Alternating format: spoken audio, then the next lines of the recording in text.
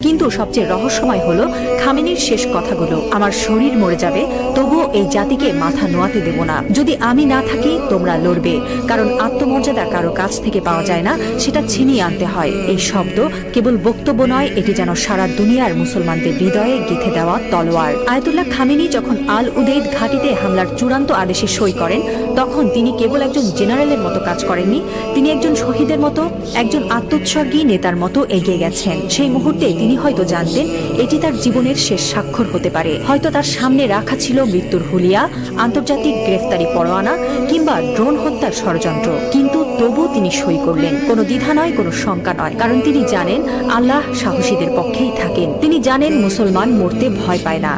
যারা আল্লাহর পক্ষে থাকেন তারা জানে মৃত্যু মানেই পরাজয় নয়, বরং আত্মত্যাগী বিজয়ের শুরু। এই একজন মানুষ এখন আর কেবল ইরানের নেতা নন, তিনি হয়ে উঠছেন সারা বিশ্বের মুসলিম উম্মার প্রতীক। একজন বিশ্বাসী, একজন অটল মুজাহিদ, একজন সাহসী পিতার মতো তিনি বলছেন, আমি থাকি বা না থাকি তোমরা লড়বে। হ্যাঁ মুসলিম উম্মাহ, তোমরা মাথা নিচু করো না। লা ইলাহা ইল্লাল্লাহ, আল্লাহ ছাড়া আর কোনো ইলাহ নেই।